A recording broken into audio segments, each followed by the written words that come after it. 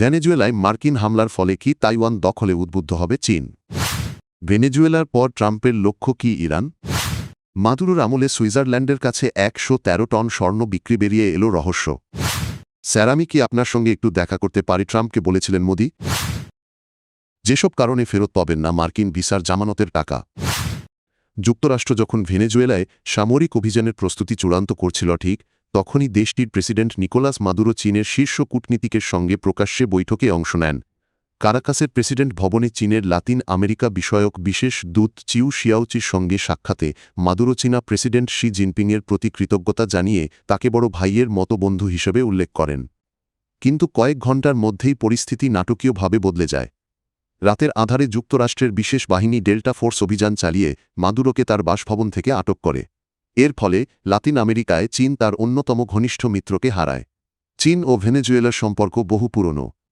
রাজনৈতিক অবস্থান ও যুক্তরাষ্ট্রকেন্দ্রিক বিশ্ব ব্যবস্থার বিরোধিতার কারণে দুই দেশের মধ্যে ঘনিষ্ঠতা গড়ে ওঠে। ২০২৩ সালে এই সম্পর্ক সব আবহাওয়ার কৌশলগত অংশীদারত্বের রূপ নেয়। এর আওতায় ভেনেজুয়েলা চীনের কাছ থেকে বড় অঙ্কের অর্থনৈতিক সহায়তা পায় এবং দেশটির তেলের বড় অংশ চীনে রপ্তানি হয়। ভেনেজুয়েলার পর যুক্তরাষ্ট্রের পরবর্তী লক্ষ্য হতে পারে ইরান, এমন আশঙ্কা প্রকাশ করেছেন খ্যাতনামা মার্কিন অর্থনীতিবিদ জেফ্রি ডি স্যাক্স।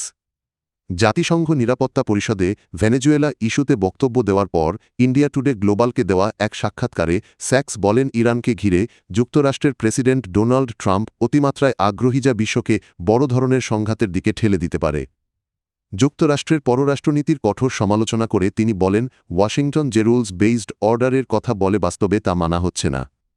তার ভাষায় যুক্তরাষ্ট্র এখন এমন এক অবস্থানে গেছে যেখানে সাংবিধানিক কাঠামোর বাইরে সামরিক শক্তি ব্যবহৃত হচ্ছে। স্যাক্স আরও দাবি করেন, প্রায় ৮ বছর আগেই ট্রাম্প লাতিন আমেরিকার নেতাদের জিজ্ঞেস করেছিলেন কেন ভেনেজুয়েলায় সরাসরি হামলা চালানো হবে না। এতে বোঝা যায় ধরনের সামরিক চিন্তাভাবনা অনেক আগে থেকেই চলছিল। ইরান প্রসঙ্গে সবচেয়ে গুরুতর সতর্কবার্তা দেন এই অর্থনীতিবিদ। তিনি বলেন, ইরানের বিরুদ্ধে সামরিক অভিযান শুরু হলে তা ভেনেজুয়েলার চেয়েও ভয়াবহ পরিস্থিতি তৈরি করবে। কারণ ইরান আধুনিক ক্ষেপণাস্ত্র সক্ষমতা রাখে এবং এমন এক ভূরাজনৈতিক অঞ্চলে অবস্থিত যেখানে বহু পরাশক্তির স্বার্থ জড়িত। ফলে সেখানে যুদ্ধ শুরু হলে তা দ্রুত বৈশ্বিক সংঘাতে রূপ নিতে পারে। ভেনেজুয়েলার পর যুক্তরাষ্ট্রের পরবর্তী লক্ষ্য হতে পারে ইরান, এমন আশঙ্কা প্রকাশ করেছেন খ্যাতনামা মার্কিন অর্থনীতিবিদ জেফ্রি ডি স্যাক্স। জাতিসংঘ নিরাপত্তা পরিষদে ভেনেজুয়েলা ইস্যুতে বক্তব্য দেওয়ার পর ইন্ডিয়া টুডে গ্লোবালকে দেওয়া এক সাক্ষাৎকারে স্যাক্স বলেন, ইরানকে ঘিরে যুক্তরাষ্ট্রের প্রেসিডেন্ট ডোনাল্ড ট্রাম্প অতিমাত্রায় আগ্রহী, যা বিশ্বকে বড় ধরনের সংঘাতের দিকে ঠেলে দিতে পারে। যুক্তরাষ্ট্রের পররাষ্ট্রনীতির কঠোর সমালোচনা করে তিনি বলেন, ওয়াশিংটন যে রুলস বেসড অর্ডারের কথা বলে বাস্তবে তা মানা হচ্ছে না। তার ভাষায় যুক্তরাষ্ট্র এখন এমন এক অবস্থানে গেছে যেখানে সাংবিধানিক কাঠামোর বাইরে সামরিক শক্তি ব্যবহৃত হচ্ছে। স্যাক্স আরও দাবি করেন, প্রায় ৮ বছর আগেই ট্রাম্প লাতিন আমেরিকার নেতাদের জিজ্ঞেস করেছিলেন কেন ভেনেজুয়েলায় সরাসরি হামলা চালানো হবে না। এতে বোঝা যায় ধরনের সামরিক চিন্তাভাবনা অনেক আগে থেকেই চলছিল। মার্কিন প্রেসিডেন্ট ডোনাল্ড ট্রাম্প বলেছেন, ভারতের প্রতিরক্ষা কেনাকাটা ও বাণিজ্য সংক্রান্ত একাধিক অমীমাংসিত বিষয়ে স্বয়ং প্রধানমন্ত্রী নরেন্দ্র মোদি তার সঙ্গে যোগাযোগ করেছিলেন। ওয়াশিংটনের রিপাবলিকান পার্টির এক রিট্রিটে বক্তব্য দিতে গিয়ে ট্রাম্প জানান, দীর্ঘদিন ধরে আটকে থাকা অ্যাপাচি হেলিকপ্টার সরবরাহ নিয়েও মোদি তার কাছে আসেন। ট্রাম্পের দাবি, মোদি তাকে স্যার সম্বোধন করে সাক্ষাতের অনুরোধ করেছিলেন। ট্রাম্প বলেন, মোদির সঙ্গে তার ব্যক্তিগত সম্পর্ক খুব ভালো। তবে একই বক্তব্যে ট্রাম্প ইঙ্গিত দেন শুল্ক নীতি নিয়ে মোদি সন্তুষ্ট নন। তিনি বলেন, নতুন শুল্কের কারণে ভারতকে এখন বেশি টাকা দিতে হচ্ছে। পাশাপাশি ট্রাম্প দাবি করেন, ভারত রাশিয়া থেকে তেল কেনা উল্লেখযোগ্যভাবে কমিয়েছে, যদিও পুরোপুরি বন্ধ করেনি। সংক্ষেপে বলা যায়, ট্রাম্পের বক্তব্যে একদিকে মোদির সঙ্গে ঘনিষ্ঠ সম্পর্কের কথা উঠে এসেছে, অন্যদিকে বাণিজ্য ও শুল্ক ইস্যুতে কিছুটা অস্বস্তির ইঙ্গিতও পাওয়া গেছে। বাংলাদেশ সহ মোট ৩৮টি দেশের নাগরিকদের যুক্তরাষ্ট্রে প্রবেশের আবেদনের ক্ষেত্রে ৫,০০০ থেকে ১৫,০০০ মার্কিন ডলার পর্যন্ত ভিসা বন্ড জামানত দিতে হবে।